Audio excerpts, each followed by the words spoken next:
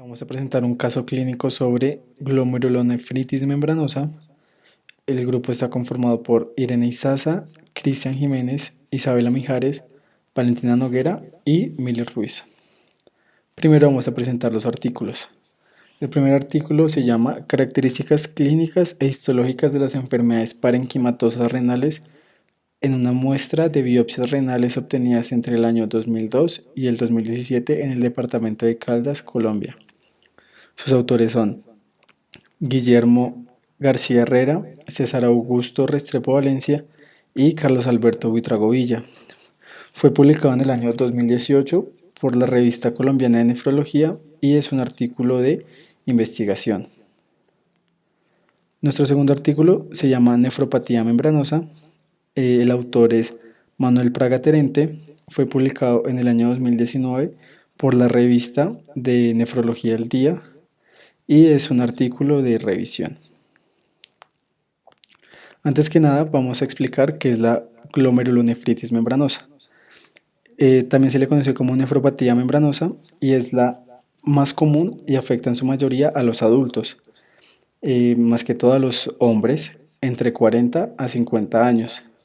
Es una enfermedad que progresa lentamente y se van a dividir en dos, en las primarias y secundarias. Las primarias son aquellas que ocurren dentro del riñón, es decir, alteraciones directas del riñón, mientras que las secundarias también van a ocurrir dentro del riñón, pero por enfermedades ajenas al riñón, como lo puede ser la diabetes, el lupus o la hepatitis B. Obviamente esta enfermedad va a alterar las funciones renales y va a generar cambios y engrosamientos en las estructuras del riñón. En cuanto a la respuesta celular patológica, hay un engrosamiento difuso de la membrana basal del capilar glomerular. Va a haber una presencia de anticuerpos que se van a unir a la membrana basal. Al unirse en la membrana basal glomerular generan cúmulos de células inmunitarias y estos cúmulos son aquellos que van a formar el engrosamiento de la membrana. Al haber un engrosamiento de la membrana se van a ver alteradas las funciones del riñón, en especial el filtrado de sangre, donde las proteínas van a disminuir en sangre y van a aumentar en orina. Vamos a hablar de la histología normal del riñón. Entonces, la función principal es que tiene un papel importante en la homeostasis corporal mediante la conservación de líquidos y electrolitos, así como la eliminación de desechos metabólicos. De igual forma, también funciona como un órgano endocrino que sintetiza y secreta la eritropoyetina y renina. Aquí podemos ver un dibujo y también podemos ver una preparación macroscópica. El número 1 es la cápsula, que es lo que está recubriendo a todo el riñón. El número 2 es el hilio. El número 3 es la pelvis renal, que es la primera porción de la uretra. El 4 es el cáliz menor. El 5 es la papila renal y la pirámide de Malpighi. El 6 es la médula y el 7 es la corteza. Aquí podemos ver mejor la cápsula, la cual es un tejido conectivo denso y regular con predominio colágeno. La corteza va a estar formada por corpúsculos renales, túbulos contorneados proximales, túbulos contorneados distales y túbulos colectores pequeños. También vamos a tener la médula y en esta se va a dividir en dos zonas. Una zona externa, donde están los túbulos rectos proximales, túbulos rectos distales y los túbulos rectos colectores, los cuales van a formar un rayo corticomedular. Va a estar la zona interna, en la cual vamos a ver una porción descendente del segmento delgado, porción ascendente del segmento delgado, porción transversa, conductos colectores y conductos de Bellini. Ahora vamos a hablar de unas estructuras muy importantes que van a conformar el sistema tubular renal. Entonces, inicialmente es importante resaltar que este sistema tubular se va a dividir en tres segmentos. El segmento grueso proximal, que va a estar conformado por el túbulo contorneado proximal y el túbulo recto proximal. Tenemos el segmento delgado, que va a estar conformado por la porción descendente, transversa y ascendente del asa de Henle. Y finalmente tenemos el segmento grueso distal, que va a estar conformado por el túbulo contorneado distal y el túbulo recto distal. Respecto a esta imagen tenemos dos estructuras señaladas. Con TCP podemos encontrar los túbulos contorneados proximales y con DC los túbulos contorneados distales. Respecto a los túbulos contorneados proximales es importante tener claro que son conductos con luz irregular, pared de células cúbicas, simples con núcleos distantes, citoplasma acidófilo, abundantes microvellosidades que van a dar origen a una estructura conocida como el ribete en cepillo. Vamos a encontrar gran cantidad de complejos de unión, pliegues de membrana vasolaterales. Estas son características de la microscopía electrónica. Es importante recalcar que constituyen el segmento más largo de la nefrona, se ubican únicamente en la corteza renal y tienen como función absorber casi toda la glucosa, aminoácidos, sodio, cloro y agua del ultrafiltrado para volverlos a enviar a la circulación. Entonces, respecto a los túbulos contorneados distales, tenemos que se constituyen por un epitelio cúbico simple, con núcleos muy juntos, escaso citoplasma, microvellosidades menos abundantes y más pequeñas. Abundan los peroxisomas y el retículo endoplasmático liso. Se involucran en la absorción de sodio y secreción de hidrógeno y potasio estimulado por la aldosterona. Estas también se ubican en la corteza renal.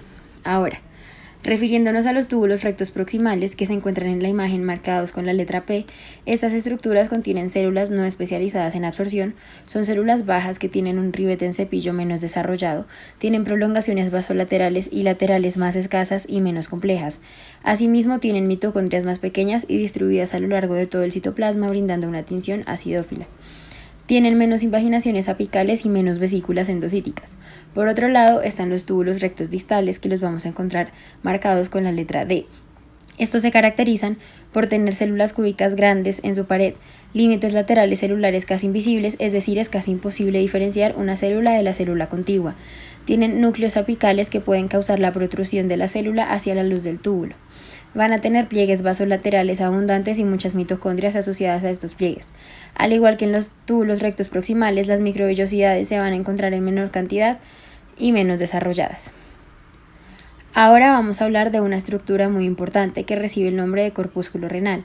Este se compone del glomérulo renal, la cápsula de Bowman, que a su vez se divide en capa visceral, capa parietal y espacio de Bowman. Finalmente tenemos las células mesangiales. Entonces, el corpúsculo renal es una estructura esférica que está compuesta por los capilares sanguíneos que van a llevar el plasma sanguíneo para ser filtrado en el sistema renal. Para comenzar, en esta imagen tenemos una mejor vista, donde podemos ver la cápsula de Bowman dividida en visceral y parietal. Como podemos ver, la capa parietal es una estructura esférica tapizada por epitelio plano simple. La capa visceral está conformada por podocitos, células que cumplen la función de revestir los capilares del glomérulo. El espacio que se puede observar entre estas dos estructuras se conoce como espacio de Bowman. También podemos observar las células mesangiales señaladas. Estas son células fagocíticas que se encuentran intraglomerulares y las localizamos en los capilares del glomérulo, y extraglomerulares ubicadas en el polo vascular. Es importante ver las diferentes estructuras señaladas que, como podemos ver, están rodeados de podocitos. También podemos observar un túbulo contorneado proximal. El polo urinario, que es por donde va a salir la orina hacia los túbulos contorneados proximales. Y finalmente encontramos las células endoteliales que recubren los capilares que conforman el glomérulo. En esta microfotografía electrónica del glomérulo renal podemos observar en la imagen A cómo el podocito y sus prolongaciones se encuentran abrazando la pared del capilar. Estas prolongaciones se dividen en primarias y secundarias, y estas van a dar origen a los pedícelos, y se pueden evidenciar mejor en la imagen B. Van a estar involucradas en la barrera de filtración renal. En esta microfotografía electrónica podemos ver un capilar glomerular y a su lado un podocito. Se puede observar cómo los pedícelos de los podocitos están apoyados sobre la lámina basal del endotelio capilar. Estos van a conformar la barrera de filtración a nivel renal, es decir, esta se compone del endotelio capilar, la lámina basal de este endotelio y el podocito. Bueno, en esta parte vamos a estudiar la histología patológica o histopatología, lo cual quiere decir que vamos a estudiar el tejido cuando una persona padece de glomerulonefritis membranosa, pues que es la enfermedad en cuestión. Entonces, bueno, rápidamente, simplemente como en forma de recordatorio, podemos decir pues que la glomerulonefritis membranosa es por lo general una enfermedad primaria o idiopática, pero pues también puede presentarse como una enfermedad secundaria a otras condiciones como infecciones, neoplasias, enfermedades autoinmunes, como por ejemplo el lupus, sobre todo el lupus eritomatoso sistémico. Bueno, también pues esto es lo más importante y es que sepamos que la glomerulonefritis membranosa se caracteriza pues en el aspecto histológico por depósitos inmunes subepiteliales y por la formación de proyecciones perpendiculares de un material similar a la membrana basal glomerular.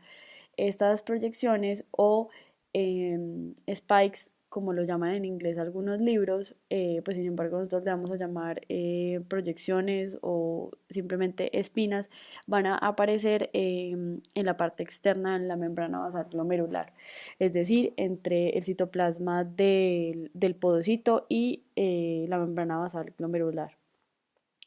Bueno, también es importante saber que pues la glomerulonefritis membranosa em, se ha demostrado pues que es una enfermedad mediada por complejos inmunes. Esto debido a que gracias a la técnica de inmunofluorescencia que vamos a ver en unas diapositivas más adelante,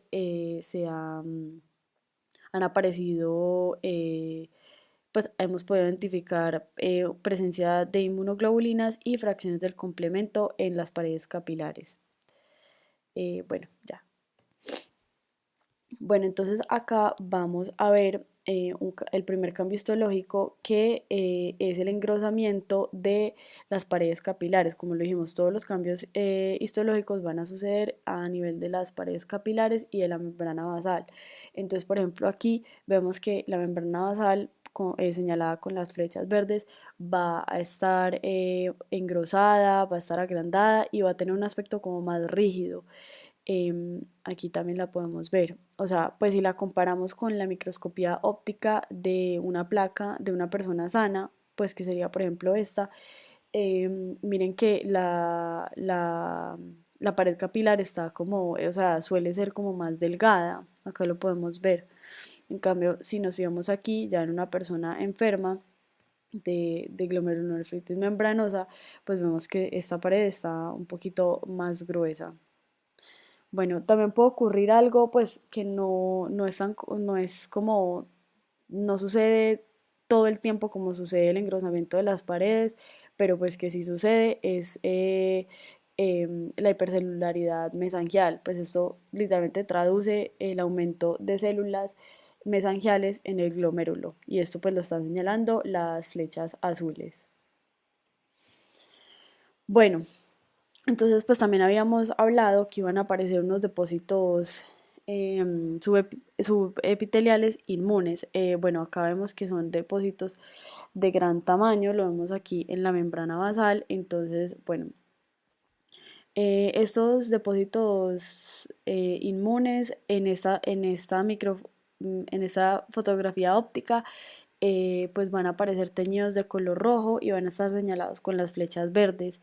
Están teñidos de este color porque la tinción que se usó en esta microfotografía fue fuchsina. Entonces, pues se puede decir que se tiñen fuchinofílicos los depósitos inmunes. Esto es muy importante porque la presencia de depósitos inmunes nos puede ayudar a identificar la glomerulonefritis membranosa en un estadio temprano, así no hayan aparecido todavía las proyecciones o espinas de las que nosotros hablábamos. Entonces es muy importante que cuando tengamos una placa con depósitos inmunes en la membrana basal, pues podamos hacer un diagnóstico temprano de glomerulonefritis membranosa. Bueno, y acá en la imagen de la derecha, ahora sí vamos a encontrar pues lo que algunos libros llaman lesiones parietales.